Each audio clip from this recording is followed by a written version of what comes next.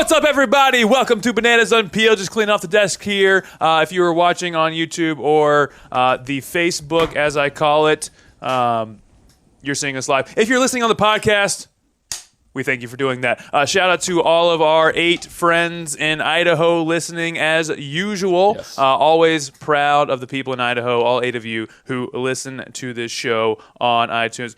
Tris, what's up? You are watching way early already. 3 comments from you. He's ready to go. He's fired up right now. Hey, seriously, if you have comments, if you have questions, if you have things you want to talk about, put them in the comments on Facebook, put them on YouTube. Apple, you can't comment on podcasts, so that's just unfortunate. No. Hey, what are you excited about for this episode?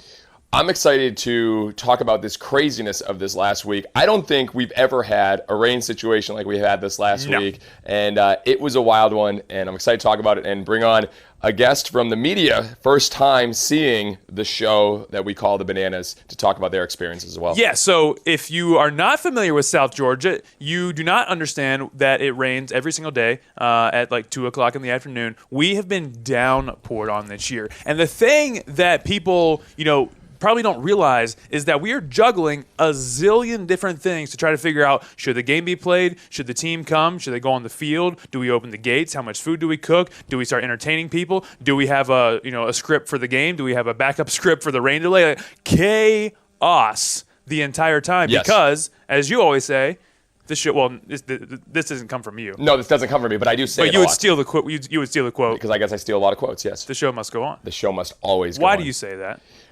It's so key for all our fans that are coming from all over the country, investing their time to come out, that we have to put on a show. Mm-hmm. And I mean, literally, they're coming through rainstorms. This past week, Tuesday, we had a 2-hour plus rain delay. Thursday, huge downpours. Saturday, we only played an inning. Yep. They're coming here. We got to entertain them. Yeah. I think what most people will say is like, we're just going to sit and just do like whatever's normal. Yeah. All right. But we need to entertain. Yeah. And for us, there's 243, there's over 4,000 people that are depending on them to come to the game. And what we've realized is this might be their only chance. Yes. They've either planned around it, they've flown in, they've had a company outing, they've had a family event, whatever it might be. They have planned to come to that game on that night, and it's up to us to feed them, entertain them, have fun, and that's what we have to put our emphasis on. And they can't always come back. Like you said, they'll come back, and that's it. That's all they get. So if their experience with Savannah Bananas is it rained and they walk away, we always want to ask, what are people saying when they leave our ballpark? What's that experience? What are they telling other people? And they say,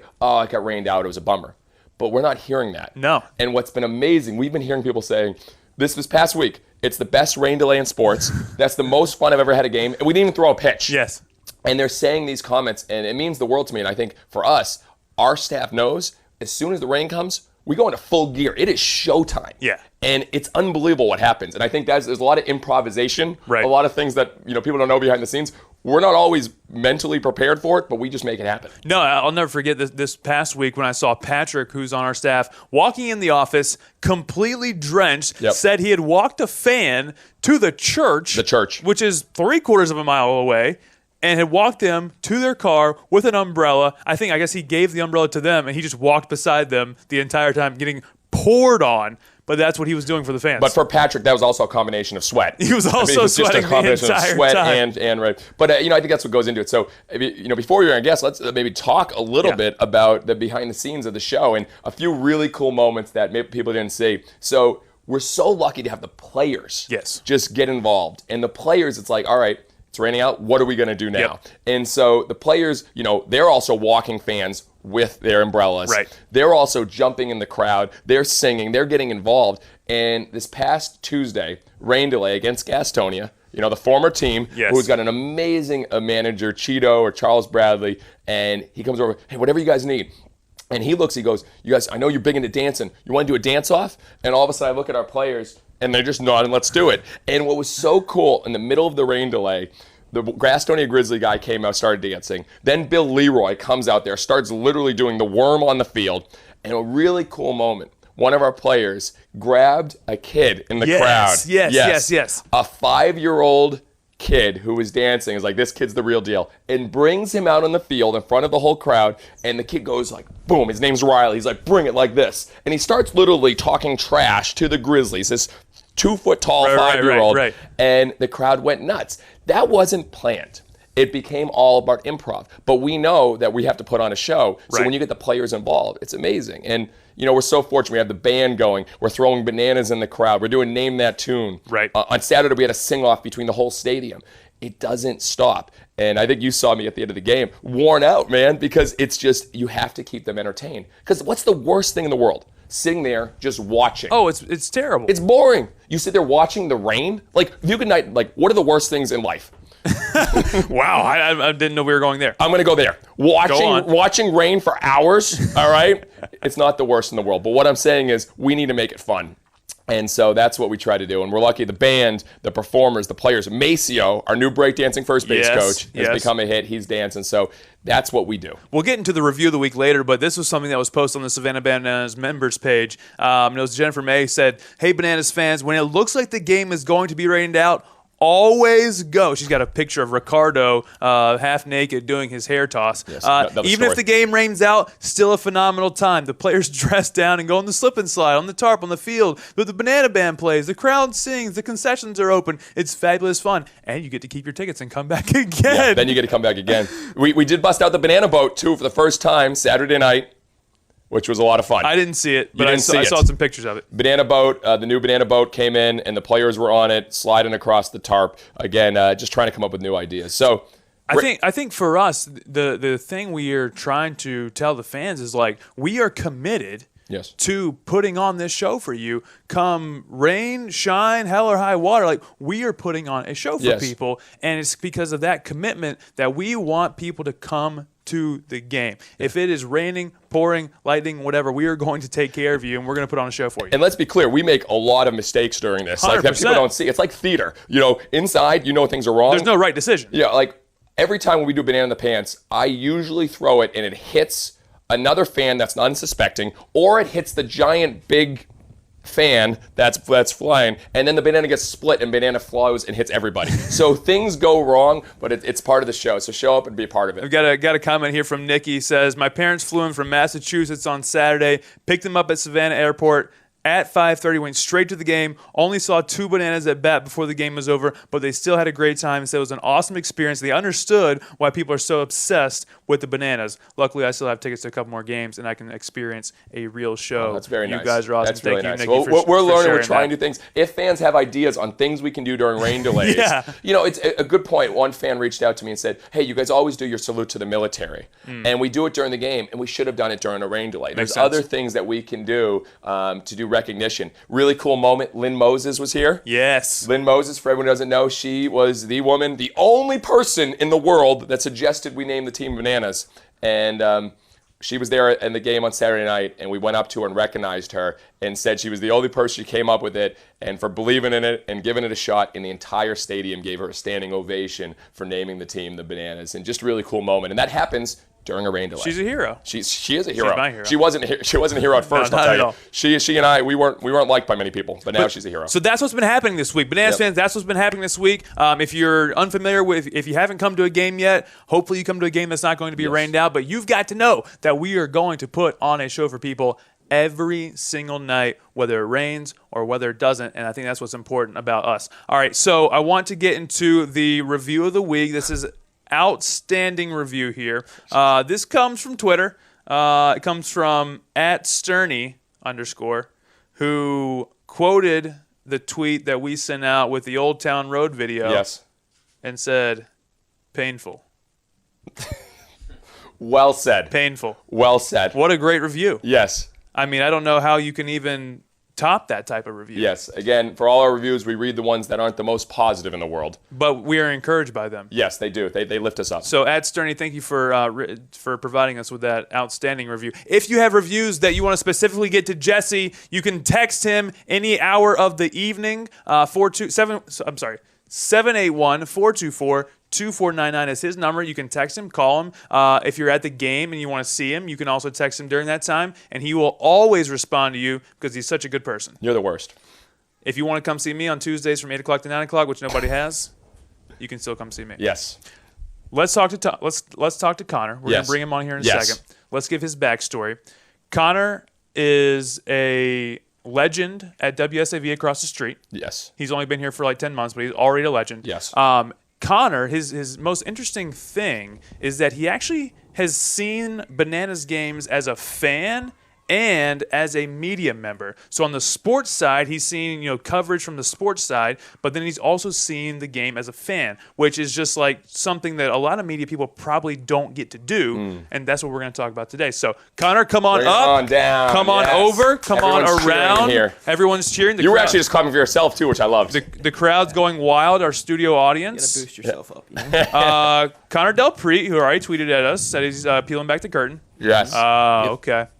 Peeling back the Puns. He's already got him. I respect that. Yep. All right, Connor, give people your backstory. Okay. Why are you here? Where'd you come from? Just give them that basic stuff and let the people know you. All right, so I started off working in Wilmington, North Carolina as a news reporter, general assignment. So I was covering everything not sports, essentially. Right, okay. But that was kind of my way to get my foot in the door. I've always wanted to do sports since I was like 6 years old reading box scores. I was just obsessed with Makes sports. sense. It was nuts. Yeah. And so growing up in Baltimore, there's a pretty heavy sports influence there that kind of helped me push on that path. So I go to Wilmington, I get my foot in the door. 2 years later, I'm like, you know what? I still want to do sports. This opportunity comes up. Rex Castillo, who y'all work with, he's great. Another legend. Yeah, another legend. He's big shoes to fill. He's moved on. Literally, he has and huge feet. Yeah, does he really? Yeah, he's really big feet. No, he I doesn't. never looked. I only met him once, but okay. But no, I take over his position, and I'm here doing sports. Love it. Doesn't feel like a job, which is kind of the goal. Yeah. You come into work every day, and you don't feel like you're going to a job, especially when I come here for games and things like that. So that's where I'm at today. About 10 months into the job. Yeah. And one of my first stories I was telling Jared as we were walking down here was the kids camp, which I can hear is going on outside our door. The ruckus. Right now, yeah. So I got my camera a little wet with the slip and slide. Thought I'd get fired the first day for maybe ruining the camera. Luckily, we were good. But yeah, so Bananas has been with me from the first time I got here until today when we're doing the podcast, Facebook Live, YouTube, and more. I love it. All right, so now, I don't know if you knew this, but Rex actually was our fill-in PA announcer one night. So I did hear you about really that. do have some big shoes to Yes, fill yes. on that one. Yes. He totally took it on. All right, so before you got to Savannah, though, you came to a game, you bought tickets and came to a game as a fan. So take off media hat, put on fan hat, because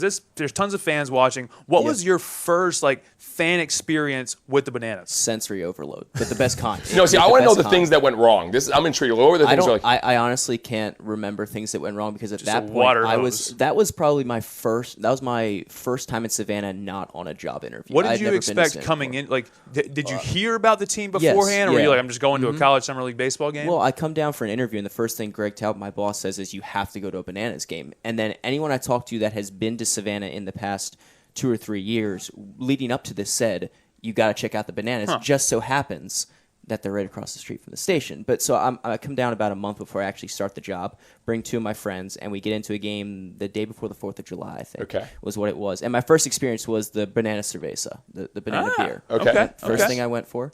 That was fantastic. And we sit in the right field bleachers, I remember. And at most baseball games that I go to in Baltimore, it's 30 minutes between, things where I'm actually really paying attention to the game. I'm looking at my phone, I'm looking at all this stuff. I remember just looking around, not knowing where to focus at times, just because I was so intrigued by everything that was happening, from the dancing first base coach to you doing your thing in the yellow suit. Yeah. That was what stood out to me. I was just looking for the tall guy in the yellow suit Yes. whenever I wanted entertainment. So I'd look there.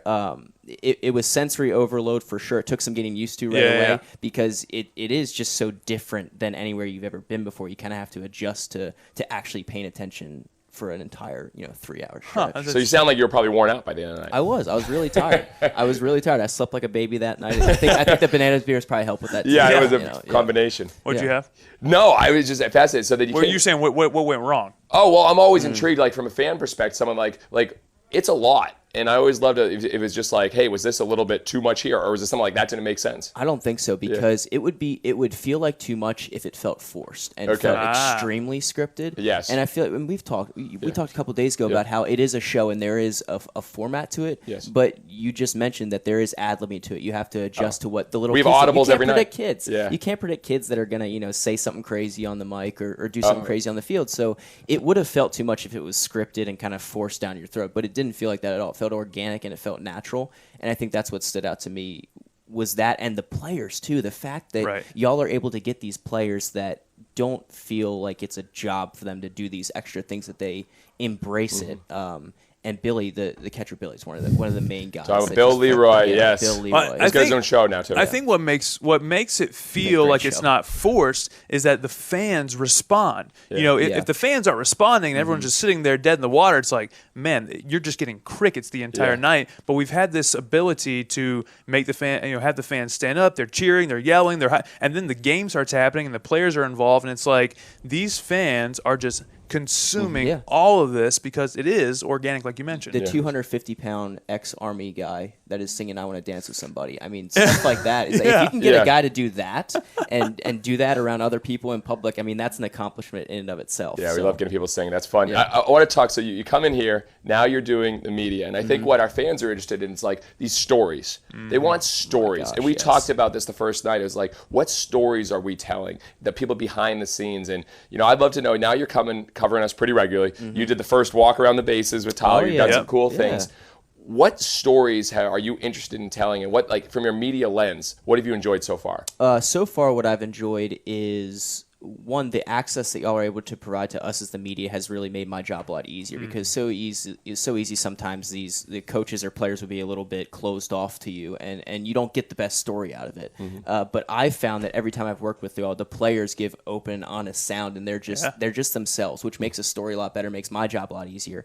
So some of the stories I'm looking forward to, I want to talk to the new first base coach because he's got big shoes to fill as well. I want to see how that transition was. You saw the backflip last night, which blew your mind. Well, yeah, the backflip immediately. I had to go to my phone right away and tweet it. The guy just breaks out a backflip out of nowhere. I'm saying, like, yeah, same. Like I do that in my free time too. But so that I'm looking forward to. We've been brainstorming just right before we started the show about some cool stories about athletes, the four-figure pitcher, things like that. My job. There are people who want to be investigative sports journalists. There are people who want to be sports anchors. And then for me, I just want to be a storyteller. I care more about the person rather than, the stats or the box score behind the game necessarily. And so this is a place where right across my work, I can just do that every day if I want to. So I'm really looking forward to sort of diving more into stories. And I think that's something we can open up. Obviously, we got some people watching here, but what stories do our fans want to hear? What are they interested in? And then we, as obviously reporters, have to undercover, bring that out. But maybe there's things that they know of that we didn't know of. Like I started finding out about our players and their backgrounds. It's crazy. Yes. And so I'm intrigued on kind of what would be the really unique way of starting to tell stories, because everyone, it's like, hey, here's a story about a player. All right. But how do we tell it in a different way? Because I think that's what fans will be really interested in. Get them in their natural element. I think going to a home where they stay with the families. And what's that guy doing in his free time? I mean, is he hanging out with that family's kids? Is he hanging out? Do him and his dad go golf some days when they have off days? I think getting them in their natural element, and it'll take some time because obviously you get a guy back at home, it's going to take a little bit to get him just comfortable with a camera being there and things like that. But if you can just get him on, a golf course, or if one of the guys just really likes country music and he spends all of his time just, sitting in his room playing country music, whatever it is, just getting a guy where he feels most comfortable is going to bring the fans even closer than they already are at the stadium. I think. So behind the scenes stuff like that. What are your thoughts on the pitchers coming out on segways now? Oh, I love it. Well, okay, I love the segues. I like the guy who pounds the Monster Energy. So that's the same. So that's the same guy that only has four. That's Dalton Ross. He's got four fingers. So he'll ride the Segway in, pound the monster, orange monsters only. Yes, is what he told us. Pounds the monster, then he starts pitching. So you've got to. I mean, he was telling us a little bit about it last week or 2 weeks ago. So yes, I know you're fired up about this Segway. our monster pounding pitching machine. What y'all consistently do is, I think that I've seen everything, or I think that I've seen the max that you can do in a certain game. Then I see you guys bring in a Segway and literally just have that just roaming around the field, and then the guy on top of that pounds the monster. It's just level after level. You guys just keep building on it. It makes it just so fun to come out every time. Where I want to get to the game 30 minutes early when I'm covering these games. Right when the show's done, I'm packing up my stuff and getting over to y'all. When you are now telling people that you cover the Savannah Bananas, obviously they see you on social media and whatnot, what is the reaction from other people to you? Like,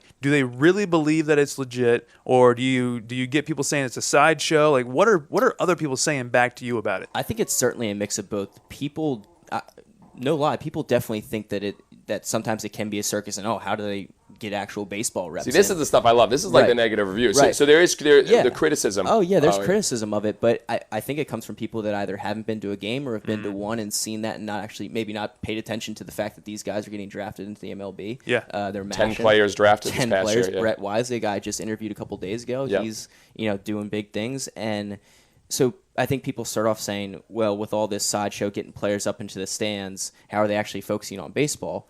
I think there's a good balance of it. I think Tyler Gillum is fantastic at getting guys that aren't only entertaining but also very good at baseball and want to improve.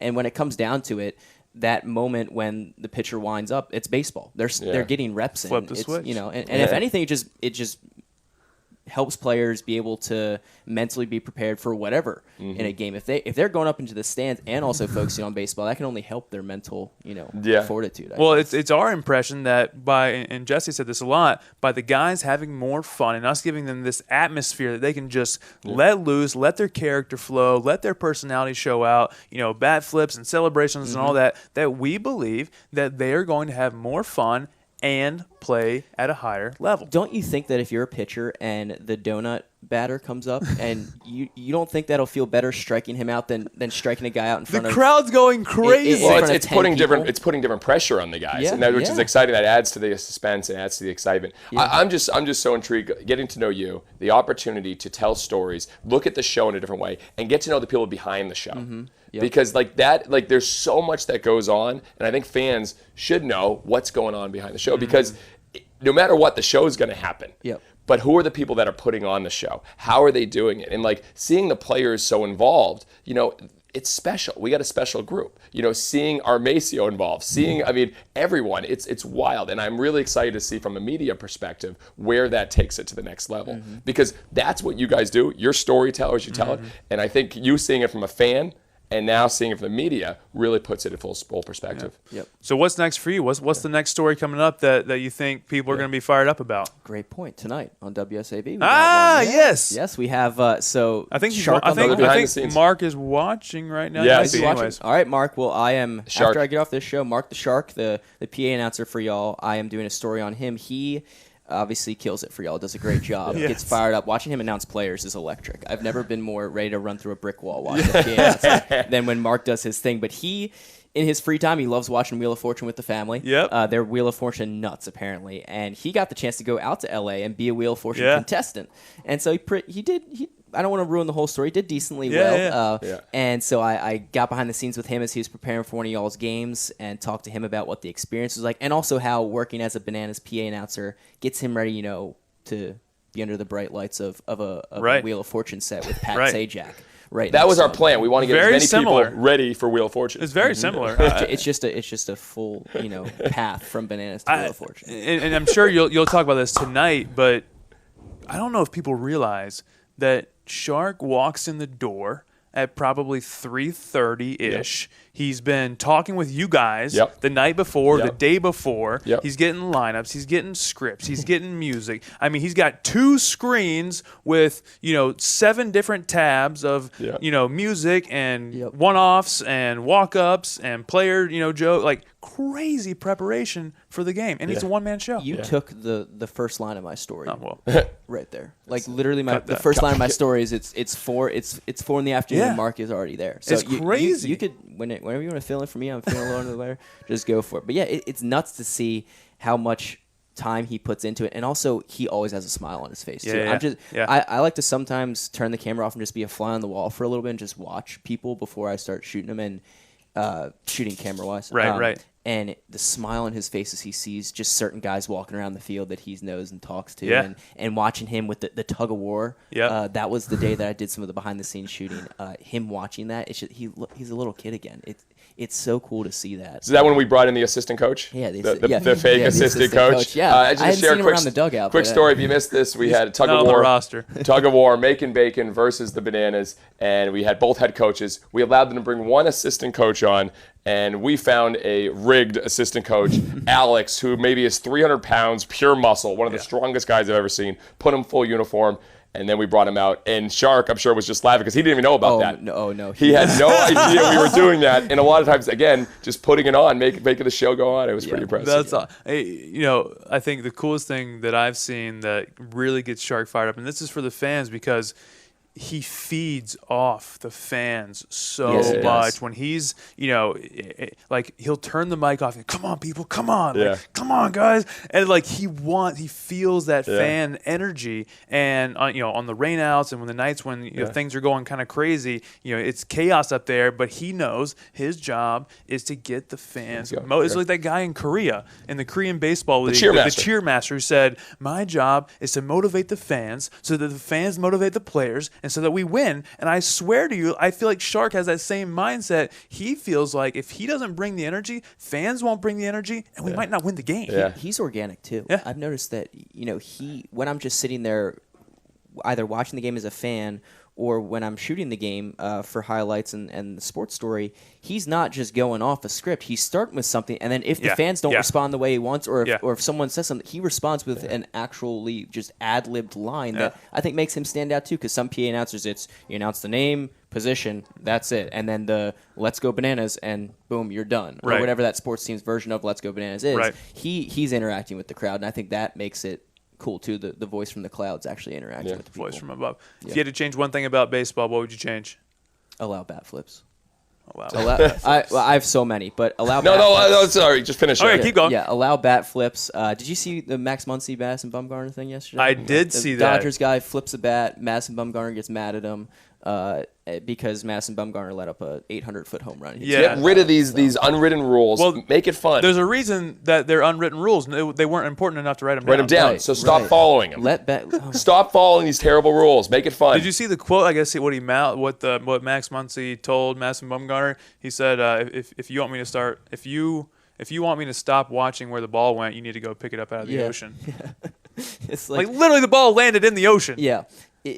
You deserve to pimp that. It was one of those moments where if Max Muncy doesn't pimp it, there's something wrong with it. Yes. I seriously think that, especially off Madison Bumgarner. But yeah, I think if baseball's trying to market itself as this fun sport with characters, but there are these old guys in their couches dictating whether bat flips should be allowed or not. Like, back in my day, we would never do that. Well, I mean, look at every other sport that has marketable athletes who are fun and brag a little bit. Even Kawhi Leonard can trash talk in college. Do you guys read that story about how he goes?